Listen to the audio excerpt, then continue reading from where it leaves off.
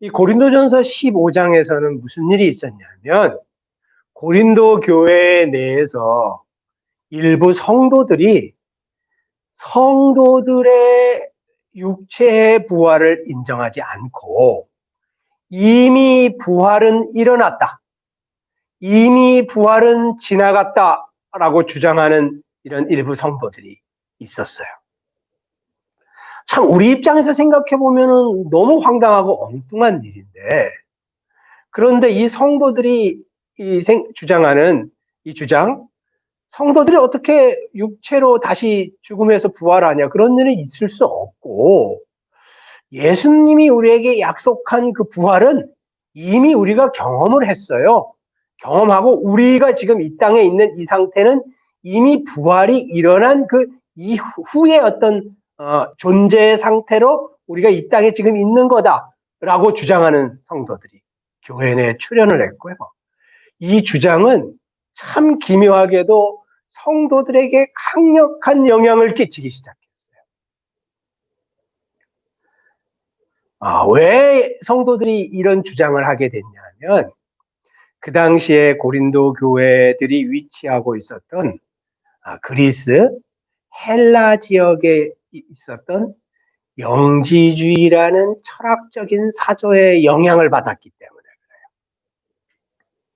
그래요. 영지주의는 우리가 지금 잘 모르고 어느 정도의 영향이 있었는지 잘 감지할 수는 없잖아요. 물론 제가 이제 지금부터 소개해드리는 것이 어떻게 그 당시의 상황을 100% 복원해낸다는 어떤 그런 보장은 할 수 없지만, 그러나 우리가 꼭 알고 시작해야 될 부분은 그 당시에 이 영지주의는 BC 한 2세기부터 AD 한 3세기 중반까지 기독교 공동체와 헬라 문화권을 아주 강타했어요. 그래서 교회들이 끈질기게 이 영지주의의 어떤 도전과 영지주의로부터 생기는 여러 가지의 어떤 신학적인 도전에 봉착하게 됐고, 교회들이 그 문제를 복음의 진리의 방식으로 해결해내려고 무던히 애를 쓰는 이런 아주 고난찬 길을 걸어가게 됐어요. 지금 고린도 교회도 그 문제에 봉착하게 됐어요. 영지주의자들은 보통 세 가지의 주장을 했는데요. 첫 번째는 인간은 죽으면 아무것도 아닌 존재가 된다. 인간 존재 자체가 아무것도 아닌 존재가 된다. 라고 생각을 했어요. 이들은 사람이 죽으면 육신이 있잖아요. 육체는 완전히 소멸되고 사라지는 존재고 영혼 혹은 영만 존재한다라고 믿었던 사람들이에요. 지금 이 현 상태 우리가 보는 인간은 아무것도 아닌 존재가 된다라고 생각을 했고요. 두 번째 그들이 주장한 것은 뭐냐면 부활은 이미 일어났다 라고 주장을 했어요. 여기서 영지주의자들은 누굴 얘기하냐면 고린도 교회 내에 있는 영지주의자들을 이야기해요. 부활은 이미 일어났다. 부활이 언제 일어났다고 이들이 주장을 했냐면, 우리가 계시자 예수의 그 계시를 받아들여서 그것을 깨달을 때 천상에 있는 신이 우리의 영혼을 천상으로 들어 올림으로 세례받을 때 이미 부활이 일어났다라고 주장을 했어요. 세례받을 때 부활이 일어났다라고 주장을 했어요. 그래서 아까 우리가 읽어본 두 가지의 증빙 구절 중에서 뒤쪽 증빙 구절을 보면은 이미 세상을 뜬 사람들을 위해서 세례를 받는 기묘한 일들을 행하잖아요. 그 이면에는 이런 그들의 생각이 있었어요. 세례를 받을 때 혹은 침례를 받을 때 우리의 영은 천상에 있는 지존자 앞으로 들려 올라가서 그와 합일되고 하나가 되고, 이 껍데기 몸, 아무것도 아닌 무가치하고 악한 이 몸은 그냥 껍데기로 이 세상에 존재하는 거야 라고 생각을 했어요. 그래서 세 번째, 그들은 육신의 부활을 믿지 않았어요.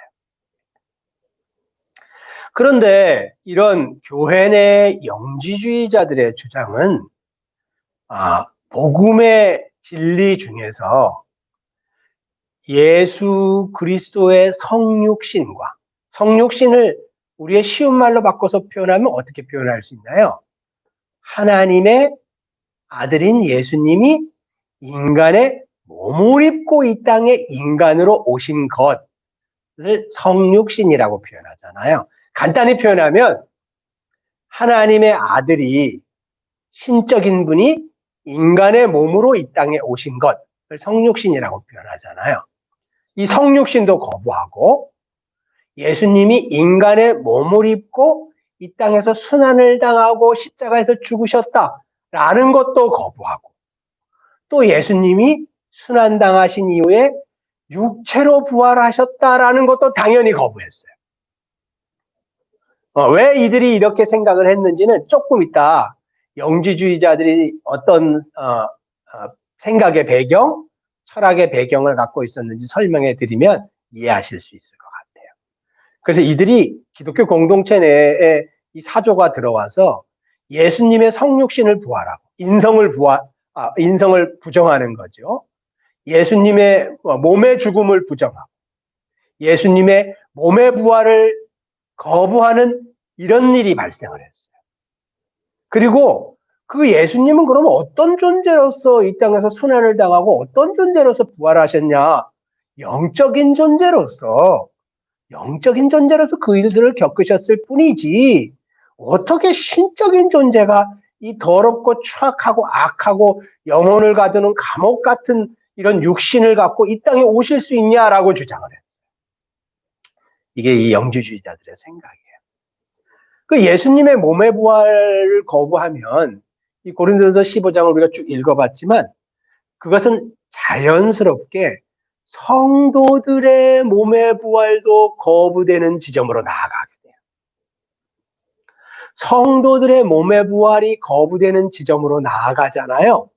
그러면 우리가 계속 읽어봤지만 하나님이 예수님과 성도들을 몸으로 부활시키면서 죄의 권세, 사단 마귀의 권세, 즉 죄가 쏘는 사망의 권세를 끊어내려고 하시면서 하시는 일, 즉 몸으로 사람을 부활시켜서 죄의 권세를 깨트리시고 생명을 복원하시려고 하시는 이 하나님의 사역의 의미 자체가 거부되는 이런 지점까지 나아가게 됐어요. 그래서 바울은 이것이 그냥 하찮은 문제가 아니다라고 해서 지금 고린도전서 15장 본문에서 강력히 반론을 제기하고 있어요. 자, 제가 지금까지 잠깐 설명해드린 이 얘기를 들어보시면서 여러분 무슨 생각이 드세요? 이렇게 교회 내에서 발생한 이 모든 일은 그리스 철학의 한 분파였던 영지주의가 고린도 교회 내에 들어와서 문제를 일으킨 결과였어요.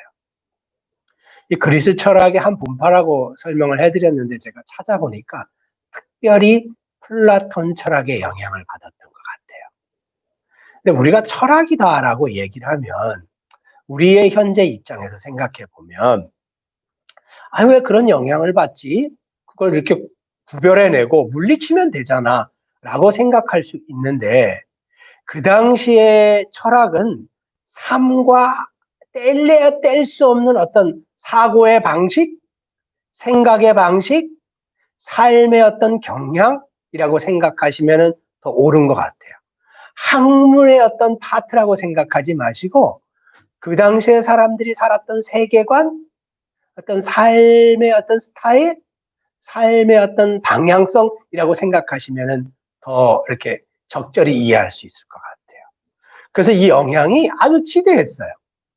그리고 이 고린도 교회에 들어왔던 이분들은 다 이 헬라 철학의 영향권 내에서 태어났고 자랐고 성장하고 결혼하고 직장을 갖고 평생을 살았던 분들이기 때문에 교회 공동체 내로 들어올 때 이들이 갖고 있었던 그런 성장 배경, 삶의 배경, 생각의 과정을 자연스럽게 교회 공동체 내로 갖고 들어왔어요. 그리고 그 토대 위에서 예수 그리스도의 복음을 자기 방식대로 소화하고 받아들이는 과정 중에서 말하자면 사고가 터진 거죠. 그게 지금 고린도전서 15장에서 나타난 이 일들이에요. 네, 간단히 말씀드리면은 영지주의의 영향을 받은 성도들이 사람의 몸의 부활, 성도의 몸의 부활, 예수님의 몸의 부활을 거부하고 이미 약속하신 부활은 이미 일어났고 이미 우리가 그것을 경험했다라고 주장하므로 기독교 은혜의 복음의 진리가 흔들리는 문제가 발생을 했고 바울은 그것에 대해서 답변하고 있는 것이 고린도전서 15장의 본문이에요. 이들은 심지어 이렇게 주장을 했어요. 이미 우리는 그리스도와 함께 이 땅에서 하나님 나라의 왕국을 다스리는 존재가 되었다. 이미 우리는 다스리고 있다. 이미 부활이 일어났다고 주장한 성도들이 심지어 이런 주장까지 했어요. 제가 잠깐 일어난 일에 대해서 이제 설명을 했는데 혹시 이 부분에 있어서 궁금하시거나 혹시 질문이 있으실까요? 그리스도와 함께 다스리고 있다예요? 그리스도의 다스림을 받고 있다. 그리스도와 함께 우리가 다스리고 있다고 주장했어요. 이 사람들의 주장이죠. 그럼 이 사람들은 이 땅에서 이미 다스리고 있다, 지금. 그럼 그리스도와 그 성도를 그러면 동격화해서 얘기하는 거예요? 네.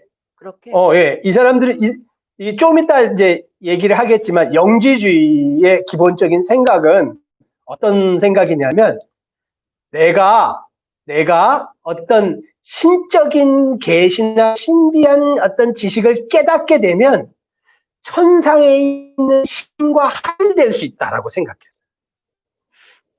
천상에 있는 신의 일부분이 될 수 있다고 생각을 했어요. 우리가 갖고 있는 구원관과 많이 틀리죠. 그러니까 신의 일부분, 신의 어떤 존재의 일부분이 될 수 있다고 생각을 했어요. 그러니까 동등하게 자기를 두는 거죠. 이걸 어떻게 생각하면은 가장 우리가 정확한 표현은 아니겠지만 어떻게 생각하면 이해하기 쉬우냐면 제가 불교는 잘 모르지만은 불교에서 여러분 해탈이라는 단어를 쓰잖아요. 해탈이라는 단어를 쓰잖아요. 그분들이 하는 얘기는 이런 거잖아요. 욕심과 인연의 사슬의 고리를 끊으면 윤회의 고리가 끊어지고 그리고 윤회의 고리가 끊어지면 해탈하게 되어서 부처가 될 수 있다라는 것이 그들의 주장이잖아요. 이것이 이제 거칠게 얘기하면 불교의 주장인데요. 여기서 부처가 될 수 있다는 것은 말하자면 이 영지주의의 표현과 비슷한 의미에서 신적인 존재가 될 수 있다라는 표현으로 이해하면 될 것 같아요. 이들은 말하자면 그래서 해탈의 경지를 이렇게 구원의 경지로 생각했던 것 같아요. 혹시 또 궁금하신 거 있으세요? 그러면 이제 궁금하신 거는 나중에 이제 질문 부분이 있으니까 그때 다시 한번 생각나시면 그때 말씀하시고 본격적으로 오늘은 영지주의에 대한 소개를 위주로 할 테니까 한번 영지주의가 어떤 것들이었는지 한번 잘 배워보시는 그런 계기가 됐으면 좋겠어요. 왜냐하면은 신약 성경의 서신서나 초대교회와 관련되어 있는 성서 본문들을 읽어보면 영지주의는 참 끈질기게 이 모양 저 모양으로 초대교회가 서 있는 이 도시 저 도시에 있는 교회들을 내부적으로 끊임없이 공격하고 교회를 약하게 만들어요. 근데 과연 어떤 사상이었고 어떤 철학적인 사조였고 어떤 성향이었기 때문에 이런 일들이 있었는가를 한번 이해하는 그런 귀한 시간이 됐으면 좋겠어요. 일단 영지주의란 무엇인가를 한번 생각해 보면 영지주의는 기노스코라는 헬라어에서 기반된 어떤 표현이에요. 기노스코는 안다라는 뜻이에요. 우리의 표현대로 하면 안다. 그래서 여기서 영지라는 단어는 영적인 지식이라는 뜻이에요. 혹은 신비한 지식, 혹은 신비한 깨달음이라는 뜻이에요. 그래서 그노시티즘이라고도 부른다고 해요. 안다. 영적인 지식을 깨닫는다, 안다. 뭐 이런 표현이에요. 영적인 계시의 깨달음, 신비로운 계시의 깨달음, 영적인 지식의 깨달음, 그것을 통해서 신과 합일될 수 있고 기독교 공동체의 표현대로 하면 구원에 이를 수 있다. 혹은 천상에 도달할 수 있다라고 믿었던 어떤 사조의 흐름 가운데 하나인 것 같아요. 또 한 가지 생각해 볼 거는 영지주의는 헬라 철학, 그러니까 그리스 철학이죠. 우리 이 자리에도 철학을 좋아하는 형제님이 한 분 계신데요. 잘 들어봐요. 영지주의는 헬라 철학의 어떤 한 분파만을 뜻하지 않고 그 안을 열고 들어가 보면 헬라 철학과 또 그 당시에 페르시아 쪽에 있었던 조로아스터교, 또 동양의 불교, 또 가나안에 있었던 여러 가지의 이방 종교가 막 혼합되어 있는 아주 복잡다단한 뭐라고 표현할 수 없는 어떤 그 당시의 문화와 문명의 어떤 생각의 흐름이었다고 성서학자들은 이야기를 해요. 그래서 영지주의는 굉장히 복잡다단한 모습으로 나타나요. 이거를 제가 요새 뭐로 표현할 수 있을까라고 한번 이걸 정리하면서 생각해 봤는데, 요즘 기독교 공동체를 공격하고 흔드는 포스트 모더니즘적인 어떤 생각, 사조, 혹은 뭐 이런 것들과 비슷하지 않을까라는 생각을 해봤어요. 자, 그러면 이제 세 번째, 영지주의의 어떤 특징들 중에서 중요한 것만 제가 몇 가지 정리를 해봤어요. 영지주의의 신관, 이 신관을 이해하는 게 이들의 구원관을 이해할 수 있게 되기 때문에 우리가 들을 때는 야, 이 콧방귀가 뭐 이래? 이렇게 생각할 수 있지만 한번 들어보세요. 영지주의의 신관은 어떤 신관이냐면, 영지주의에는 신이 두 종류의 신이 있어요. 하나는 가장 높은 신, 가장 지고의 영적인 존재의 가장 높은 신이 있고요. 그 밑에는 그보다 낮은 신, 열등한 신이 있어요. 이 두 종류의 신이 있어요. 이 가장 높은 신 밑에 있는 열등한 신의 이름을 꼭 아실 필요는 없고요. 데미우르고스라고 부른대요. 데미우르고스. 근데 이 데미우르고스라고 부르는 이 열등한 신이 열등하고 악한 물질 세계를 창조했다라고 봐요. 그럼 여러분, 가장 높은 신이고 가장 영적인 존재인 신은 절대로 열등하고 악한 물질 세계와 직접적으로 관계 맺지 않는다라고 생각을 해요. 이런 신관을 가지고 있었어요. 재밌죠? 그래서 영지주의자들은 영지주의적인 생각을 갖고 있었던 그리스도인, 이들을 그리스도인이라고 부를 수 있었는지는 모르겠어요. 아무튼 영지주의적인 생각을 갖고 있었던 고린도 교회 교인들, 이렇게 표현하면 좀 더 적당할 것 같아요. 그들은 어떻게 생각했냐면, 구약 성경에 나와 있는 야훼 하나님이 있잖아요. 야훼 하나님이 천지를 창조하셨잖아요. 거기 보면 창조의 기사가 나오잖아요. 그렇기 때문에 이 야훼 하나님은 열등한 신인 데미우르고스야라고 생각을 했대요. 왜냐하면 열등하고 악한 물질 세계를 창조하고 자기가 주인이라고 생각하기 때문에 열등한 신이라는 거예요. 데미우르고스야, 이렇게 생각했다는 거예요. 그러면 예수님은 어떻게 생각했을까요? 그들이? 왜냐하면 우리 복음의 진리와 관련돼 있는 얘기를 해야 되니까.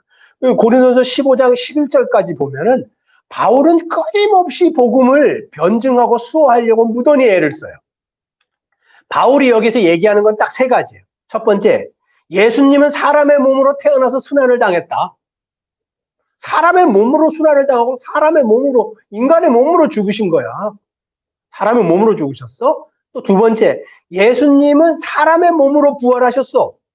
그걸 목격한 사람이 참 많아. 그 얘기를 계속 하고 있고요. 세 번째, 이 가르침은 내 가르침이 아니라 모든 사도의 동일한 복음의 진리의 토대에 서 있는 동일한 가르침이야. 이게 진리야. 라는 얘기를 11절까지 계속 하고 있거든요. 바울은 변증하기 위해서 그 얘기를 계속하고 있어요. 그리고 이것과 비교해서 한번 들어보면 재미있어요. 이 영지주의자들의 어떤 인간관은 어떤 거냐면 이들은 이렇게 생각했어요. 여러분 어떤 그 음악을 듣거나 뉴에이지 음악 같은 거 듣거나 어떤 책들을 읽어보면 이런 책들도 있잖아요. 당신의 내면에는 신의 불꽃이 있습니다. 당신의 내면에는 신의 음성이 있습니다. 우리 내면에는 신의 어떤 형상의 조각이 있습니다. 그러니까 그 내면에 있는 어떤 신의 형상, 신의 불꽃, 신의 음성을 따라서 사십시오. 이런 이야기들의 책들이 있잖아요. 그런 음악들도 있고, 또 어떤 그런 생각을 고양하려고 하는 어떤 연극이나 퍼포먼스나 이런 성향들이 있잖아요.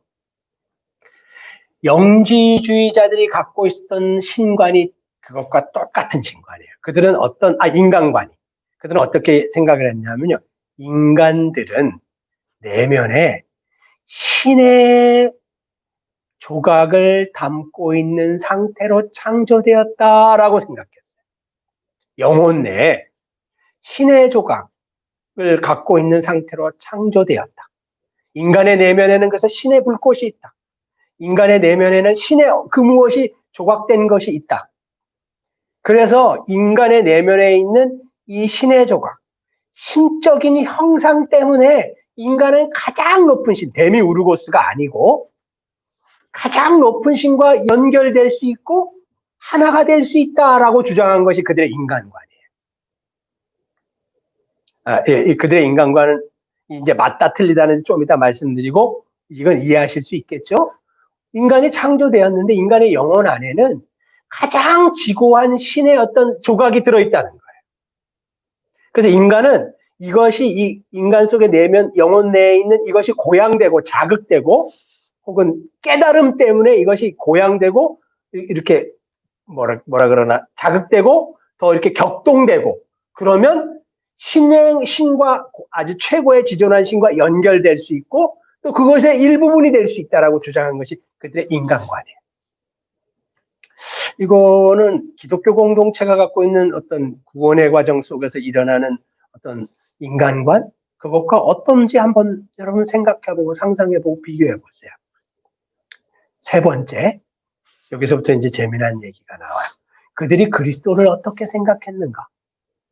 왜냐하면 우리가 이렇게 지금 말씀 나누는 것은 일반적인 의미에서 영지주의를 생각하는 게 아니고 기독교 공동체에 영향을 끼친 영지주의 어떤 부작용에 대해서 지금 집중적으로 이야기하고 있기 때문에 우리는 반드시 영지주의자들이 예수님을 어떻게 생각했는지를 알아야 돼요. 그래야지 이 15장에서 일어났던 일의 어떤 배경을 왜 굳이 이들이 이런 일을 했을까? 이렇게 주장했을까? 알 수 있어요. 아까 제가 이런 말씀을 드렸잖아요. 인간 안에 신적인 형상을 자극 고양시키면 인간은 지존한 최고의 신과 연결될 수 있다라고 믿었다. 이렇게 말씀드렸잖아요. 그런데 그렇게 되기 위해서는 뭐가 필요하냐면은 영적인 지식이 필요한 거예요. 그래서 영지주의라고 불러요. 신령한 지식이 필요한 거예요. 특별한 신령한 지식이 필요하다고 봤어요. 그런데 이 신령한 특별한 지식은 누가 갖다 주냐 하면은 지존한 신이 어떤 계시자를 통해서 우리에게 갖다 주시고 우리는 그것을 깨닫게 되면 우리가 표현하면 죄송하네요. 인간은 그것을 깨닫게 되면 우리 속에 있는 신적인 어떤 능력이 어떤 형상이 고양돼 갖고 그 신령한 지식을 깨달음으로 신적인 존재와 연결되고 합일될 수 있다라고 생각했어요. 이것이 그들이 생각했던 어떤 구원관이거든요. 그럼 여러분, 그들은 예수님을 그리스도라고 안 불렀어요. 그냥 예수. 그리스도는 구원자잖아요. 하나님의 구약 성경. 그래서 바울은 여기서 15장 1절 이하에 보면은 계속 얘기를 해요. 성경대로 계속 강조하는 이유가 그거예요. 여기서 성경은 어디 성경이에요? 구약 성경이에요. 이 초대교회가 가지고 있었던 말하자면 그 당시까지 가지고 있었던 전체 성경을 이야기를 하는 거죠. 구약 말씀이에요. 계속 여기서 강조하는 이유가 그거예요. 성경대로 예수 그리스도가 사람의 몸으로 나셨다. 사람의 몸으로 순환을 당하셨다. 사람의 몸으로 부활하셨다라는 얘기를 계속 반복적으로 하는 이유는 영지주의자들이 이런 생각을 갖고 있었기 때문에 그래요. 제가 아까 이런 말씀 드렸잖아요. 신적인 지식을 지존한 존재에서 사람들에게 갖다 주는 누군가가 필요하다. 메신저가 필요하다라고 이들은 믿었다고 말씀드렸잖아요. 그분이 누구라고 생각했을까요? 예수님을 그런 존재로 생각을 했어요. 예수님을 신적 지식, 신비한 영적 지식을 천상에 있는 지존한 하나님으로부터 지상에 있는 신의 조각 형상을 갖고 있는 우리에게 전달하고 계시해 주시는 계시자로 예수님을 생각했어요. 기독교 공동체에서 예수님을 바라보는 예수님의 모습과는 차이가 엄청나게 많죠. 그죠? 엄청나게 많죠. 계시자로 생각을 했어요. 이게 영지주의자들이 갖고 있었던 예수님관이에요. 그래서 예수님이 전달하신 이 신령한 지식, 신비한 지식, 영적인 지식, 이것을 제 표현 한번 잘 들어보세요. 깨달음으로써만 구원에 이를 수 있다라고 주장을 했어요. 이 신비한 지식을 깨달아야 돼요. 이것을 깨달음으로써만 구원에 이를 수 있다라고 주장을 했어요. 이것을 깨달음으로써만 최고의 신과 하나 될 수 있다라고 주장을 했어요. 이게 영주주의자들이 생각한 어떤 신관, 인간관, 예수님관 혹은 구원관을 이렇게 간략하게 정리한 거예요. 자, 요까지 말씀드렸는데 혹시 궁금하거나 질문하고 싶으신 거 혹시 있으세요? 영주주의자들이 생각하는 최고의 신도 그 하나님이에요? 우리가 생각하는 하나님? 우리가 생각하는 하나님과 영주주의자들이 생각하는 하나님과 합일되냐? 네. 제가 이렇게 공부하고 연구해 본 바로는 아니에요. 동일한 하나님을 말씀하고 있는 게 아니에요. 왜냐하면 아까 제가 이 말씀 드렸잖아요. 영지주의자들은 신을 두 종류의 신으로 생각한다. 근데 좀 하급신, 데미우르고스, 악하고 저급한 세상을 만든 하급신을 구약 성경에 있는 야훼라고 생각했다라고 말씀드렸잖아요. 그죠? 저는 이걸 맞다고 동의하는 건 아니지만 영주주의자들이 그렇게 생각했다는 거죠. 우리가 생각하는 하나님은 야훼 하나님이잖아요. 그죠? 우리가 생각하는 하나님은 야훼 하나님이시자 성부의 하나님이시자 성자 성령의 하나님이시잖아요. 삼위일체 하나님이시잖아요. 그래서 영주주의자들이 생각했던 그 어떤 지고의 신과 우리가 모시는 하나님과는 일치하지 않는 것 같아요. 근데 제가 지금 영지주의에 대해서 가끔씩 영지주의를 이렇게 들어보는 것 같은데 뭐 같은 신도 아니고 좀 그 신학적 배경도 다른데 굳이 우리가 영지주의에 대해서 그렇게 제대로 알고 거기에 대해서 그렇게 크게 할애할 필요가 있나? 저는 그런 생각이 지금 들거든요. 그렇죠. 예수에 대해서도 우리랑 완전히 판이하게 다르고 그 뭐라 그러죠? 논리랄까 이론 자체가 다른데 괜히 이러한 영지주의에 대한 어떠한 이러한 그 이론을 우리가 습득함으로써 괜히 더 혼란을 초래하는 건 아닐까? 좀 우려가 약간 됐어요. 좋으신 말씀이에요. 근데 제가 이 말씀을 드리는 이유는 뭐냐면 영지주의의 영향이 기독교 공동체에 영향을 끼쳤고 지금도 그 영향이 나타나고 있기 때문에 그래요. 지금 이 고린도전서 15장에 있는 이 현상만이 아니라 현대교회 내에도 영지주의의 영향이 면면히 이어왔고 그리고 중세 그 천년 기독교의 역사 내에도 영지주의의 영향 때문에 아주 파괴적이고 죄된 모습들이 나타났어요. 그러니까 왜 그런 일들이 벌어졌을까를 이해하고 알려면 지금 죄송해요. 이 시간이 자매님 말씀도 일리가 있고 맞는 말씀이죠. 이 시간이 좀 지루하고 그런 생각이 드실 수도 있지만은 한번 일단 이 기초를 다져 놓은 다음에 지금 기독교 공동체 내에서 벌어지는 현상들, 문제들의 어떤 그 근원을 이해할 수 있는 토대가 되니까 한번 이렇게 토대를 다져 주시면은 좋을 것 같아요.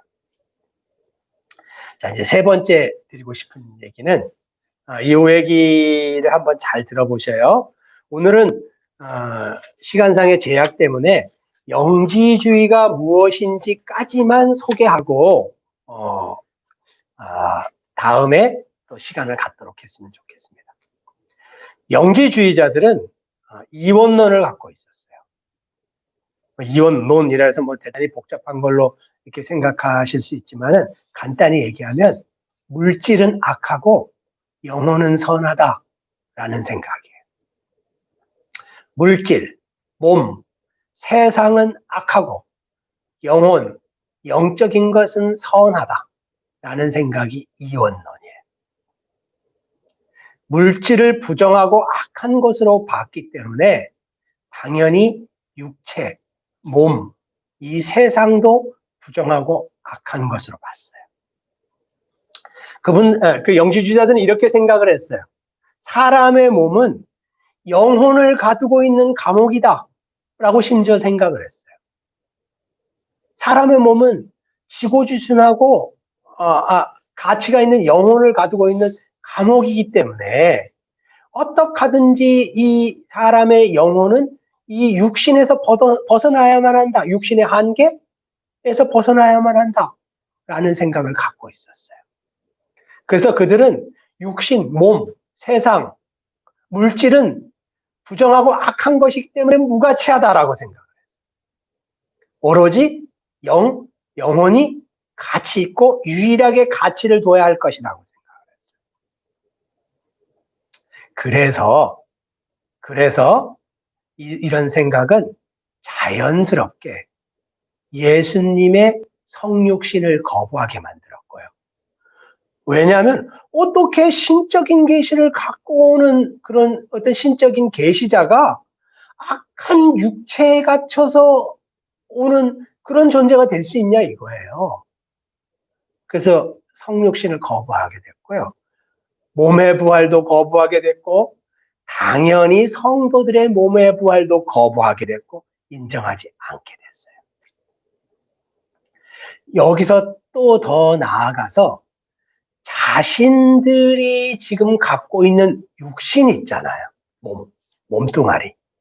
이것도 사실은 자기 존재와 일치되는 어떤 것이라고 생각하지 않고 자기 존재가 아니라고 생각을 했어요. 이 영지주의자들은. 자, 요거 세 번째 설명한 거 이해하실 수 있겠죠? 혹시 여기에 대해서 혹시 궁금하시거나 혹시 이야기하실 부분이 혹시 있을까요? 없으십니다. 혹시 우리 강형제님 이야기하고 싶은 거 있으세요?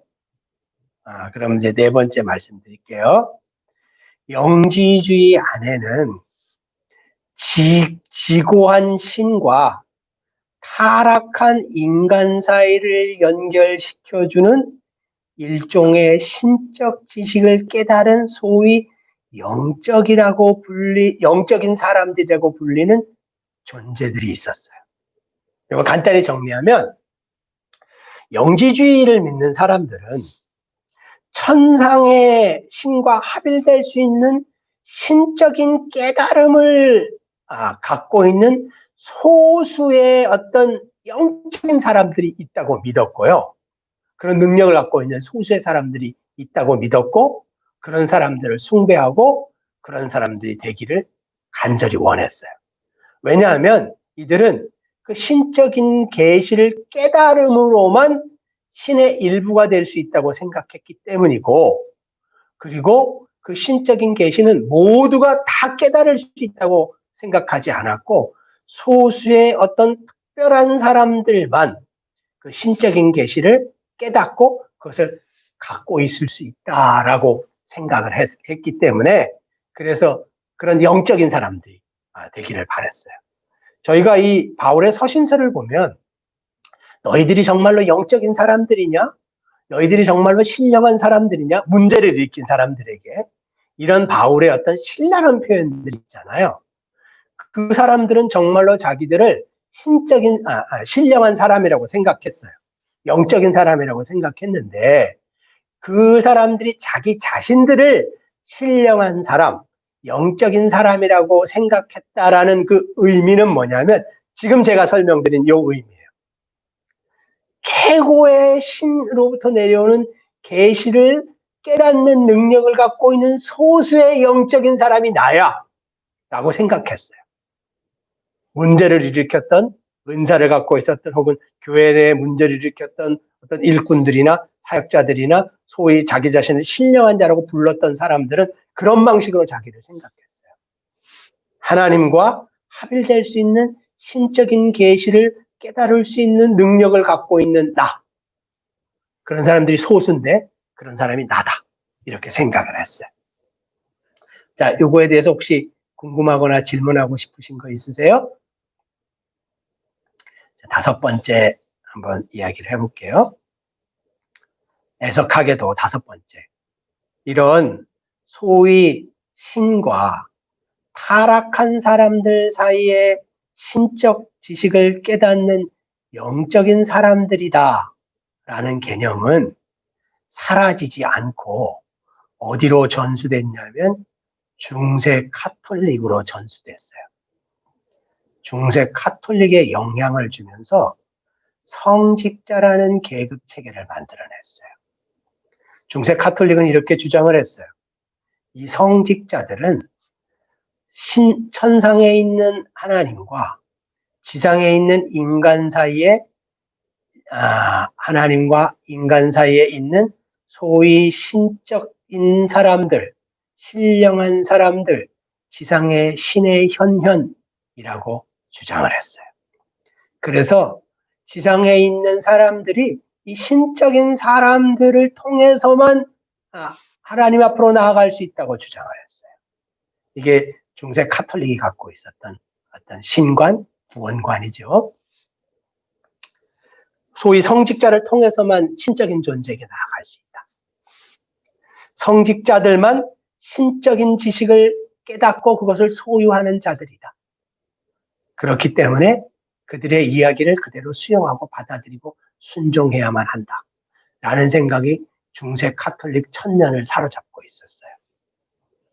근데 여러분 알다시피 이런 잘못된 사상은 종교개혁에 의해서 거부되고 부분적으로 수정되었죠. 그렇지만 현대 기독교 내에 아직 살아있어요. 자, 6번째. 또 아주 중요한 이야기가 있는데요. 그래서 저는 이 고린도 교회에 있는 영지주의자들이 교인들이라고 불렀던 성도라고 불렸던 이 사람들이 정말로 거듭난 사람들일까? 라는 의혹을 떨쳐버릴 수가 없더라고요. 이걸 읽어보면서 영지주의자들은 구원을 위해서는 신적 지식을 깨닫는 것이 반드시 필요하다고 믿었고 그리고 그 신적 지식을 깨닫게 되면 자기 힘으로 그 천상에 있는 신에게 나아갈 수 있다고 믿었어요. 여기서 기독교 공동체와 어떤 구원관에서 차이가 나죠. 자기 힘으로 신적인 지식, 천상에 있는 신께 나아갈 수 있다고 믿었어요. 그 신적 지식을 깨닫는 것, 아는 것이 그래서 무엇보다도 중요하게 생각을 했어요. 이들은 그 계시 자체가 무엇인지를 깨닫는 것, 그리고 그것을 자기 것으로 하는 것, 아는 것, 그 신비한 지식을 내 것으로 하는 것, 이것을 무엇보다도 중요하게 생각했어요. 근데 우리 기독교 공동체는 어떻게 이 부분에 있어서 생각하나요? 구원은 온전히 하나님이 은혜로 주시는 선물이고 구원은 하나님이 주시는 그 언약을 믿고 체험함으로써만 가능하다라는 것이 기독교의 복음의 진리잖아요. 구원은 어떤 면에서 보면 이 영지주의자들과 비교해 보면 영지주의자들 자기의 어떤 능동적인 힘으로 신적인 어떤 지식을 깨달을 수 있고 어떤 신의 존재에 나아갈 수 있다고 생각을 해요. 자기 힘으로 나아갈 수 있다. 근데 기독교 공동체는 구원 자체의 기반, 기초는 하나님의 은혜의 선물로 주어지는 것이다. 인간은 그 언약과 약속을 믿음으로 그 은혜의 선물을 받을 뿐이다. 라고 주장을 하죠. 이것을 믿죠. 이 두 가지 차이가 있어요. 자, 그 다음에 이런 영지주의는 나중에 어떤 일탈의 모습들을 보이게 되냐면요. 두 가지의 어떤 잘못된 일탈의 모습을 보여요. 첫 번째는 소위 스토아 학파라 그래서 금욕주의의 일탈의 모습을 보여요. 금욕주의라고 그냥 생각하시면 될 것 같아요. 이들은 어떤 주장을 했냐면 더럽고 무가치한 육체의 욕망은 무조건 억제해야 돼. 이것을 억제하면 그 속에 있는 지고지순한 하나님 혹은 천상의 신의 조각인 영혼이 해방될 수 있어 라고 믿었던 사람들이에요. 오직 육체의 욕망을 극도로 억제함으로 자기 속에 있는 영을 훈련할 수 있고 그래서 궁극적으로 영적인 해방에 이른다라고 믿었어요. 이것이 소위 스토아학파 금욕주의자들이에요. 그런데 이런 영지주의적인 어떤 흐름은 제가 아까 영지주의적인 흐름이 AD 3세기, 4세기쯤에 되면은 다 사라진다. 완벽히 사라진다. 영지주의자들은 사라진다. 이렇게 말씀을 드렸잖아요. 근데 이거는 그 이후에 기독교 공동체에 계속 영향으로 남아 있어요. 어떤 영향으로 남게 되냐면 기독교 공동체가 기이한 형태로 남게 되는데요. 이 스토아학파 금욕주의의 모습은 몸을 학대하고 고행하는 것 혹은 금욕적인 삶을 사는 것 자체가 곧 제자도다 혹은 그리스도를 믿고 따르는 삶이다 라는 이런 잘못된 생각으로 기독교 공동체의 역사 속에 남게 돼요. 그래서 여러분 어떤 화보나 그림이나 다큐멘터리 보면 어떤 남미나 특히 카톨릭 쪽에서 심한데요. 뭐 예수님의 순환절이 되면 십자가에 달리실 예수님의 모습을 하고 가시면류관을 진짜로 쓰고 채찍을 자기 몸에 때리면서 피를 줄줄 흘리고 맨발바닥으로 유리가 깨지거나 뭐 뾰족뾰족하게 깨진 데를 막 걷고 피투성이가 되면서 그 예수님의 고난에 동참하고자 하는 이런 퍼포먼스를 하는 어떤 카톨릭 교도들의 모습들을 볼 수 있잖아요. 이게 요 영향으로 남아있어요. 고행, 금욕적인 삶, 철저한 금욕, 결혼 안 하죠. 뭐 이런 삶이 곧 어떤 신적인 어떤 합일의 삶 혹은 제자도다라고 생각을 하는 거죠. 잘못된 어떤 긴 그림자가 남아 있어요. 또 하나 영지주의의 어떤 분파는 뭐냐면 에피쿠로스 학파라 그래서 소위 쾌락주의자들이에요. 이거는 사도행전이나 바울의 서신서에도 그대로 표현돼 있어요. 이 분파들이 생각하고 있었던 성향은 뭐냐면 무가치한 몸을 속박하는 도덕이나 법이나 윤리나 이런 것들을 완전히 무시하고 쾌락을 추구하는 것이 영을 육체로부터 자유롭게 할 수 있다라고 믿었어요. 그러니까 육체를 속박하는 그 모든 것을 완전히 무시해버리자. 왜냐하면 육체는 무가치하고 쓸모없는 것이기 때문에 괜히 거기 그 육체를 속박하는 것에 내가 매일 필요가 없다. 그럼으로써 영혼이 더 자유로워질 수 있고 그럼으로써 더 신적인 존재에게 나아갈 수 있다라고 주장했던 사람들이에요. 그래서 몸을 속박하는 율법이나 양심이나 윤리나 뭐 옳은 전통이나 이런 걸 거부하고 마음대로 행동을 하는 거죠. 근데 여러분 이런 에피쿠로스 학파의 이런 어떤 생각들은 중세 카톨릭과 지금 기독교 공동체에도 남아 있어요. 어떻게 남아있나요? 율법이나 윤리나 도덕을 지키지 않아도 괜찮다. 왜냐하면 제 표현을 잘 들어보세요. 우리의 영혼은 이미 구원받았기 때문이다. 우리 그 어떤 구원 이후의 간증과 비슷하지 않아요? 우리의 영혼은 이미 구원받았기 때문에 율법이나 윤리나 도덕 안 지켜도 돼. 별 상관없어. 라는 이런 생각. 여러분 지금 제가 이 표현한 이 구원관은 현대 교회 중에 누구의 구원관과 비슷한가요? 구원파의 구원관과 아주 비슷해요. 이미 영혼이 구원받았기 때문에 우리 육신을 가두고 육신을 어떤 통제하는 이 육신을 속박하는 이런 율법이나 윤리나 도덕이나 이거 별로 중요하지 않아. 이거 지키는 거 그렇게 중요하지 않아. 라고 주장하는 주장이 아직도 면면이 이어오죠. 아까 이제 자매님이 말씀하신 것처럼 이게 우리에게 어떤 유의미성이 있습니까? 라고 질문하셨는데 이런 의미에서 보면은 영지주의의 흐름은 아직도 이 모양 저 모양으로 현대교회에서 이런 모습으로 출현하고 저런 모습으로 출현하고 계속 출현하고 있어요. 이 얼굴에 가면만 받고 계속 출현하고 있어요. 현대교회에 계속 밀고 들어오고 있고 이것이 현대교회에 여러 가지 고민과 어려움과 혼선을 주고 있어요. 자, 마지막으로 아까 제가 이런 말씀 잠깐 드렸잖아요.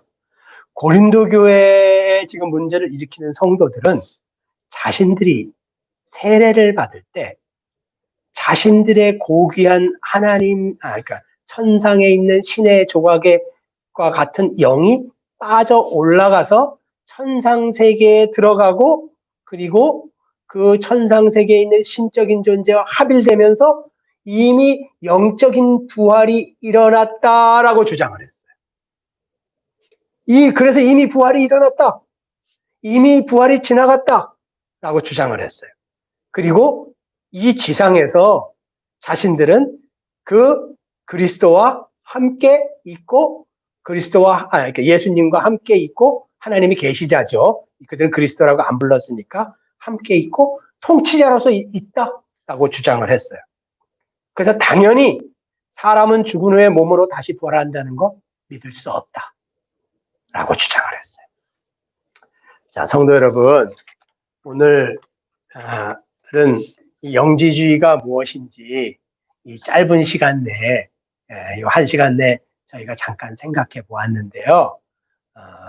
여러분에게 유익한 시간이 되었는지 모르겠어요. 이 영지주의와 관련해서 그러면 고민들이 있어요. 우리가 15장 본문 아직 들어가지 않았지만 어떤 이 영지주의와 관련돼 있는 교회 공동체 혹은 우리 신앙과 관련돼 있는 어떤 근본적인 도전들이 어떤 것들이 있을까라는 것을 한번 일주일 고민해 보시면서 다음 시간에는 제가 준비한 질문들을 나누는 시간으로 가져서 영주주의에 대한 이해, 영주주의의 어떤 공격, 영주주의의 기독교 공동체와 구원관, 예수 그리스도에 대한 관을 어떻게 이들이 흔들고 어떻게 뒤트는지에 대한 어떤 고민들을 한번 같이 나눠보았으면 좋겠습니다. 감사합니다. 우리 그러면은 성도님, 자매님이 마치시는 기도하시고 오늘 이 예배를 마치도록 하겠습니다. 사랑과 은혜가 풍성하신 하나님 아버지, 참으로 감사드립니다. 저희가 지금 정말 코로나라는 그 전염병으로 인해서 의도치 않게 정말 온라인이라는 매체를 통해서 하나님께 예배드리고 있습니다. 이 예배를 드린다는 이 시간이 얼마나 귀하고 복된 시간인지 다시금 느끼며 진짜 우주 만물의 주관자이시며 절대주이신 하나님의 복음을 듣고 정말 하나님만을 찬양하고 하나님께 영광 드릴 수 있는 그런 시간을 갖는 거에 대한 귀함을 다시금 생각해 봅니다. 하나님 아버지, 오늘 말씀 가운데 당시에 고린도 교회에 팽배했던 영지주의자들의 모습을 봅니다. 그 영지주의자들이 자기가 신적인 지식을 깨달았다고 해서 천상에 있는 하나님과 자기를 이제 그 어 같이 동일시하면서 하나님의 세계에 자기가 완전히 구원받았다는 그런 생각을 가졌다고 그거에 대한 어떤 잘못된 관념에 사로잡힌 견해를 봅니다. 때로는 이제 그러한 생각들이 우리 육신에 속한 인간인지라 인간의 그 잘못된 현재의 사람들의 생각 속에서도 그 일부가 또 그러한 생각에 젖어 있을 수 있습니다.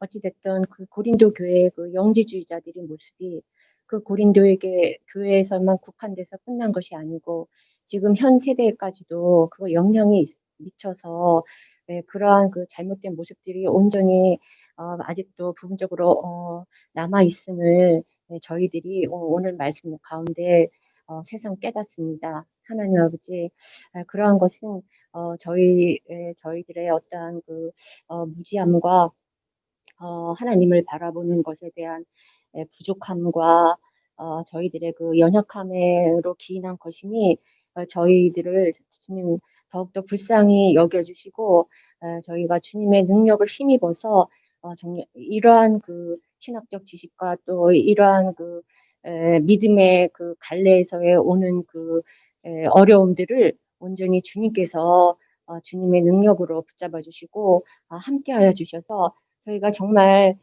주님이 원하시는 그 복을 진리의 길로 저희들이 갈 수 있도록 주님 인도하여 주시옵소서. 저희는 정말로 아무것도 저희 힘으로 할 수 없는 에, 무익한 자임을 다시금 봅니다. 하나님 아버지, 정말 저희가 할 수 있는 길은 오직 주님의 자비와 긍휼을 힘입는 것이 저희에게는 최선의 방법임을 다시금 봅니다. 하나님 아버지, 정말 불쌍히 여겨주십시오. 지금 이 세계, 우리나라뿐만 아니라 전 세계적으로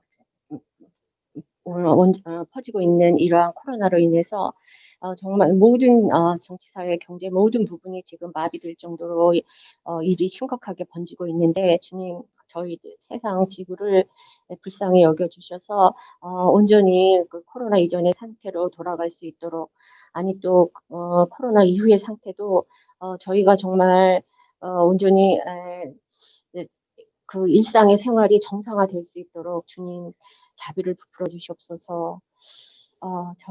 저희의 무력함을 다시금 느끼며 온전히 주님께만 의지합니다. 하나님 아버지, 저희가 한 주간도 주님 말씀 의지하며 주님만을 바라보며 한 주간도 지낼 수 있도록 주님 각각의 심령들에게서 역사하여 주시옵소서. 감사드리며 이 모든 말씀 우리를 구원하신 주 예수 그리스도의 이름으로 기도합니다. 아멘.